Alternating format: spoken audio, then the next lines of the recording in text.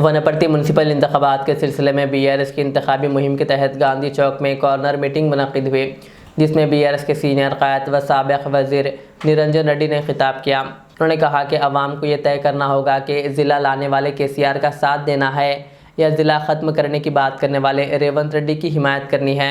उन्होंने कांग्रेस पर वादे पूरे ना करने का इल्ज़ाम लगाते हुए कहा कि BRS के दौर में मिशन भगीरथा, नल्ला चेरू की तरक्की, सेहत मराकज़ और दीगर बुनियादी सहूलियात फराहम की गई। साबिक़ MLC चेयरमैन स्वामी गौड़ ने भी खिताब करते हुए अवाम से अपील की है कि अब वो हकीकी तरक्की को मद्देनज़र रखते हुए कार के निशान पर वोट देकर BRS के तमाम उम्मीदवारों को कामयाब बनाएं। ఎన్ని స్కూటీలు వచ్చినాయి, ఎంత బంగారం వచ్చిందో మీకు తెలుసు.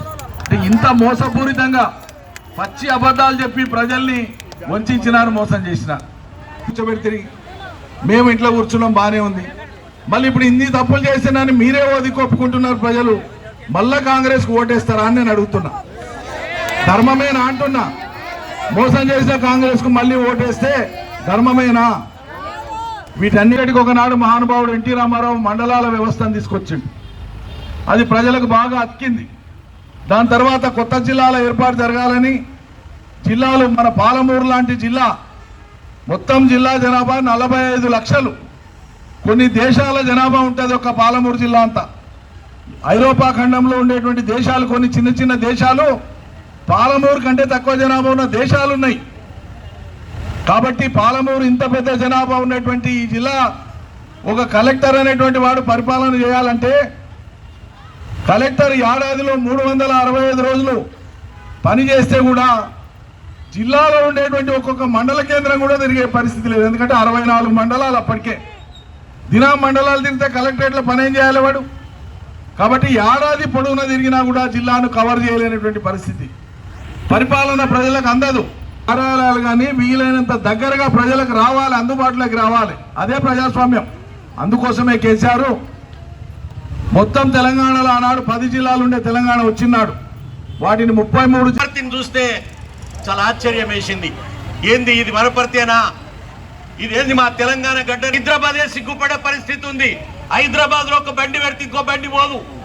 కానీ వనపర్తిలో బంగారం లాంటిసినటువంటి వ్యక్తి, ఇంటిగ్రేటెడ్ మార్కెట్.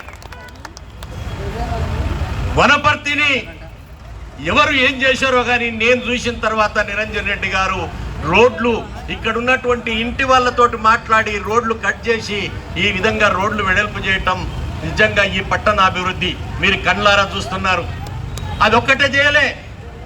కేసీఆర్ గారికి ప్రియమైనటువంటి శిష్యుడిగా ఉన్న మా అన్న నిరంజన్ రెడ్డి గారు, ఆయన వ్యవసాయ శాఖ మంత్రిగా ఉండి వారు అడిగినటువంటి మాట ఒకటి, మనగాడు హార్టికల్చర్ కాలేజ్, అదేవిధంగా అగ్రికల్చర్ కాలేజ్, ఒక్క అగ్రికల్చర్ కాలేజ్ రాజేంద్ర నగర్ లో ఉండేది. ఇలా అగ్రికల్చర్ కాలేజ్ వనపర్తికి తీసుకొచ్చిండు. ఇది రాష్ట్రంలోనే మొట్టమొదటిది.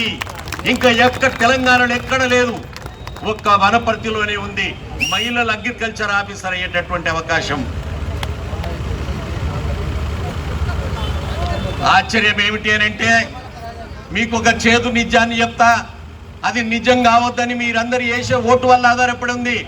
ఆ కాలేజీలో ఇప్పుడు ఫస్ట్ ఇయర్ అడ్మిషన్స్ ఆపారంటే దాని అర్థమైంది 2 సంవత్సరాల్లో ఉన్నటువంటి పిల్లలు వెళ్ళిపోయిన తర్వాత ఆ కాలేజీలో అడ్మిషన్ లేదని ఆ కాలేజీని ఇంకో ప్రాంతానికి మార్చడానికి ఒక కుటిల ప్రయత్నం జరుగుతూ ఉంది.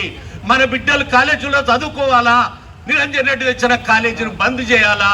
ఒక్కసారి మిమ్మల్ని ఆలోచించమని కోరుతా ఉన్నా. ఇక్కడ ఉన్నటువంటి విద్యావంతులను, యువకులందరినీ ఈ విధంగా అభివృద్ధిని అడ్డుకోవడానికి చేస్తున్నటువంటి ప్రయత్నం, నిరంజన్ రెడ్డి గారు చేసినటువంటి ఏవి కూడా ఇక్కడ ఉండకుండా, వనపర్తిలో ఆయన పేరెవడు తలవకుండా చేయడానికి జరుగుతున్నటువంటి ప్రయత్నం అభివృద్ధి కాదు. చేసిన అభివృద్ధిని ధ్వంసం చేస్తూ ఉన్నారు, ధ్వంసం చేయడానికి ప్రయత్నం చేస్తూ ఉన్నారు. అందుకే మీకు విజ్ఞప్తి చేస్తా ఉన్నా, వనపర్తి అభివృద్ధి కాపాడుకోవాలంటే, ఇంకా కాలేజీలు రావాలంటే, పిల్లలు చదువుకోవాలంటే, ఇక్కడ 1000 మంది నివాసం ఉండాలంటే, లక్షల మంది నివాసం ఉండాలంటే ఈ అభివృద్ధి కొనసాగాలి. అంతేగాని ఇస్తామని చెప్పినటువంటి ఇవ్వకపోవడం, ఇచ్చినటువంటి వాటిని ధ్వంసం చేయడం, ఇది ఎంత మటుకు సమంజసం? ఒక రాజకీయ పార్టీ చేయాల్సిన పని కాదు ఇది. అందుకే నేను వారికి విజ్ఞప్తి చేస్తా ఉన్నా, ఈ రాష్ట్ర ముఖ్యమంత్రి గారు ఇదే వనపర్తి పట్టణంలో చదువుకున్నాడు. ఈ వనపర్తి పట్టణంలో